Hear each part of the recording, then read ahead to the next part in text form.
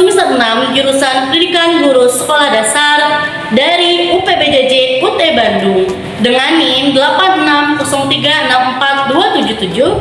Saat ini saya akan menjelaskan mengenai tugas salah satu inovasi pembelajaran, yaitu Automated Online Proctoring.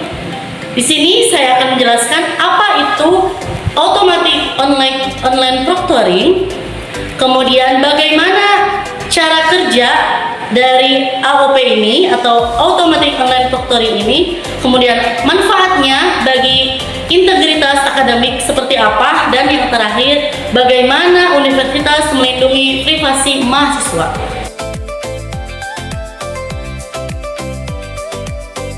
Yang pertama yaitu apa sih Automatic Online Proctoring itu? Nah, Automatic Online Proctoring atau disingkat dengan AOP adalah sistem pengawasan ujian secara online atau daring yang memanfaatkan teknologi artificial intelligence atau AI untuk membantu mengawasi peserta ujian secara langsung dan secara otomatis, di mana sistem ini menggunakan kamera, mikrofon, dan juga perangkat lunak yang secara khusus sudah disetting oleh sekolah ataupun oleh universitasnya untuk membantu aktivitas peserta selama ujian itu berlangsung. Adapun tujuan dari AOP atau Automatic Online Proctoring ini yaitu untuk memastikan bahwa ujian itu dilaksanakan secara jujur, adil, dan sesuai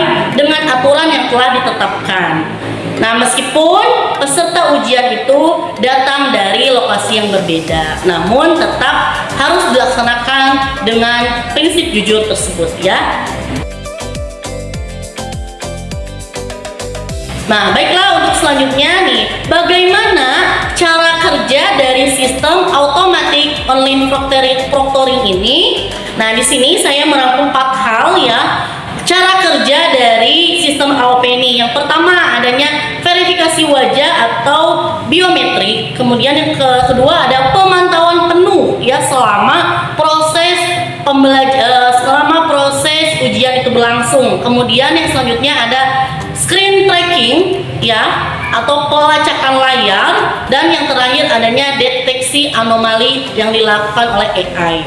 Kayak yang pertama itu ada verifikasi wajah atau biometrik. Nah, di mana saat kita sebelum ujian kita akan sistem itu akan memindai wajah kita, ya, dan juga mencocokkannya dengan kartu mahasiswa ataupun mungkin KTP, ya, yang kita punya. Apakah cocok atau tidak, itu sebelum melaksanakan ujian itu dipindai dulu.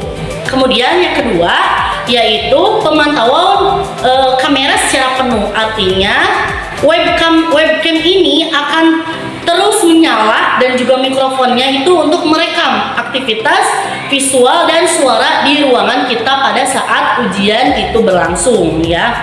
Jadi ini harus webcam terus, ya. Kemudian yang selanjutnya adanya pelacakan layar atau screen tracking. Nah, maksud dari screen tracking ini bahwasanya kursor itu akan mengunci sistem perambanan seperti menggunakan Safe Exam Browser. Nah, di mana tidak boleh, ya, melacak pergerakan kursor kita, ya. Jadi untuk mencegah apa?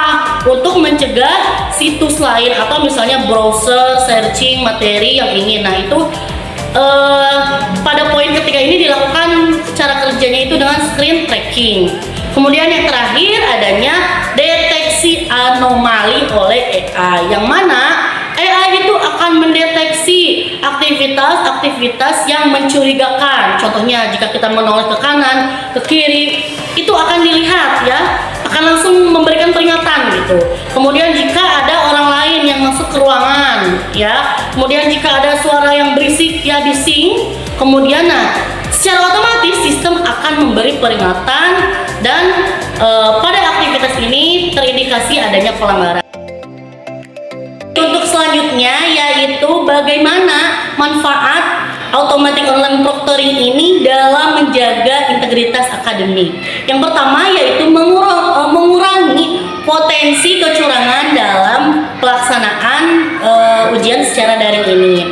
Artinya tidak bisa menyontek ke teman, bertanya ke teman, atau misalnya browsing karena sudah diawasi oleh sistem ya, sudah diawasi oleh sistem selama ujian daring berlangsung.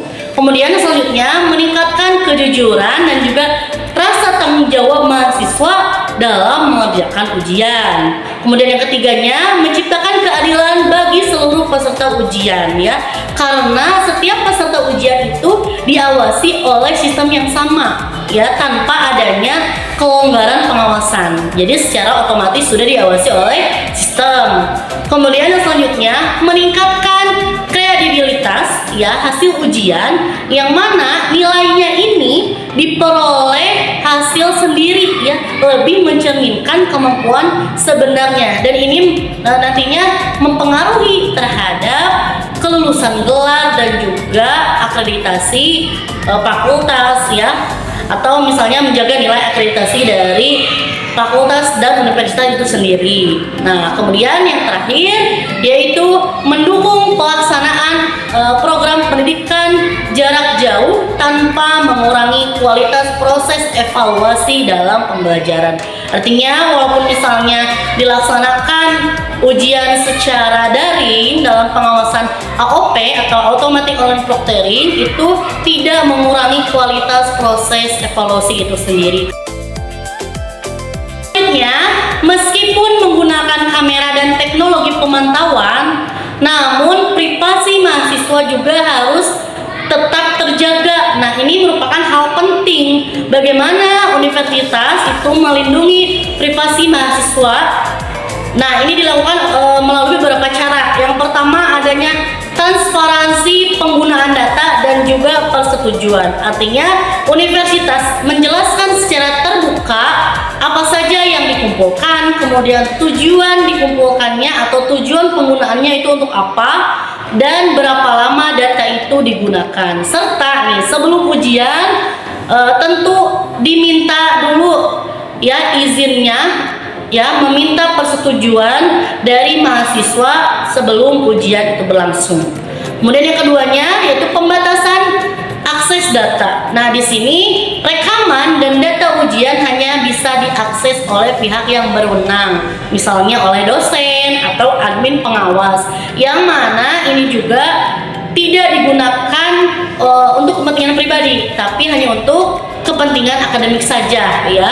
Kemudian yang ketiganya yaitu keamanan penyimpanan data. Nah, data biometrik, kemudian data rekaman, data video itu disimpan secara enkripsi selama transmisi dan penyimpanannya itu agar tidak bocor. Nah, jadi data itu di enkripsi ya, agar aman datanya. Kemudian yang keempat yaitu penggunaan data sesuai dengan kebutuhan. Artinya data yang digunakan itu hanya untuk keperluan saat proses pengawasan ujian saja, tidak untuk kepentingan pribadi ya, atau untuk tujuan lain tanpa izin dari mahasiswa itu sendiri. Dan yang terakhir itu evaluasi dan pengawasan secara berkala. Nah, ini dilakukan oleh universitas ya, dalam melakukan evaluasi secara rutin terhadap sistem untuk memastikan keamanan data pribadi mahasiswa tetap terjaga ya. Nah, mungkin itu yang dapat saya sampaikan pada presentasi kali ini. Mohon maaf apabila terdapat banyak kesalahan. Wassalamualaikum warahmatullahi wabarakatuh.